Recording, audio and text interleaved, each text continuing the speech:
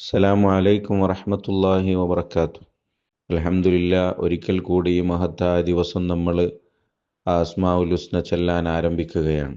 സാധാരണ നമ്മൾ ദിവസം ഒരു ദിക്റാണ് ചൊല്ലൽ പതിവെങ്കിൽ ഇനി ഇൻഷാ അല്ലാഹ് 2 ദിവസത്തേക്ക് ഒരു ദിക്റാണ് വിടുന്നത്. ആ 2 ദിവസത്തിനുള്ളിൽ ഏതെങ്കിലുമൊക്കെ സമയത്തിൽ 1000 തവണയെങ്കിലും ഓരോ ഇസ്മുകളും ചൊല്ലിത്തീർക്കുക എന്ന ഉദ്ദേശത്തോടു കൂടിയാണ് ആരംഭിക്കുന്നത്. നിങ്ങൾ കൂടെ ചേരണം. കാരണം ഏത് സമയത്താണ് ദുഃഖങ്ങളും പ്രയാസങ്ങളും പ്രതിസന്ധികളും നമ്മിലേക്ക് കടന്നു വരിക എന്ന് നമുക്ക് നിശ്ചയമില്ലാത്തൊരു കാലത്താണ് നമ്മൾ ജീവിക്കുന്നത്. നമുക്ക് എന്നും നമ്മുടെ കൂടെ ഉണ്ടാകുക നമ്മുടെ റബ്ബ് മാത്രമാണ്.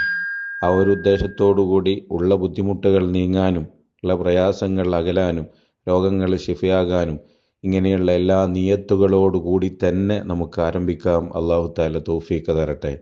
ഇന്ന് നമ്മൾ ചൊല്ലുന്ന ദിക്റ് ഇന്നും നാളെയുമായിട്ട് നമ്മൾ 1000 തവണ ചൊല്ലിത്തീർക്കേണ്ട ദിക്റ് യാ അല്ലാഹു ജല്ല ജലാലു എന്നാണ്. അല്ലാഹ് എന്ന ഇസ്മ അള്ളാഹുവിൻ്റെ നാമങ്ങളിൽ ഏറ്റവും മഹത്തായ നാമമാണ്. അതുകൊണ്ട് തന്നെ അത് ചൊല്ലുമ്പോൾ ജലാലത്തിൻ്റെ ഇസ്മാണ്, ഇസ്മുൽ ആലമാണ് എന്നൊക്കെ മഹാന്മാർ അഭിപ്രായപ്പെട്ട ഇസ്മായതുകൊണ്ട് തന്നെ ചൊല്ലുമ്പോൾ നല്ല ഉദ്ദേശത്തോടുകൂടി അല്ലാഹ് എന്ന അവസാനത്തെ ഹാ ഒക്കെ വ്യക്തമായി മൊഴിഞ്ഞുകൊണ്ട് തന്നെ ചൊല്ലാൻ എല്ലാവരും ശ്രമിക്കുക. അല്ലാഹു തആല തൗഫീഖ് തരട്ടെ.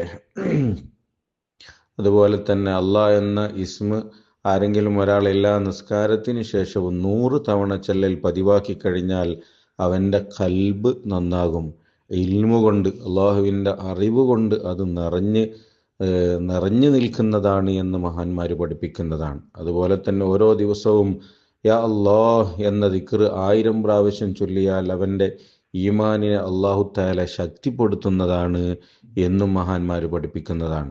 അങ്ങനെ ഒരുപാട് മഹത്വങ്ങളുള്ള ഇസ്മാണ്. അല്ലാഹു തആല പതിവാക്കാൻ നമുക്ക് തൗഫീഖ് നൽകട്ടെ. അല്ലാഹ് എന്ന ഇസ്മിൻ്റെ കാവൽ അല്ലാഹു തആല നമുക്കും നമ്മുടെ കുടുംബത്തിനും പ്രദാനം ചെയ്യട്ടെ എന്ന് പ്രത്യേകം ദുആ ചെയ്യുകയാണ്. എല്ലാ ആളുകളും ഇന്ന് തന്നെ ചൊല്ലാൻ ആരംഭിക്കുക. റബ്ബ് തുണക്കട്ടെ. അസ്സലാമു അലൈക്കും വറഹ്മത്തുള്ളാഹി വബറകാതുഹു.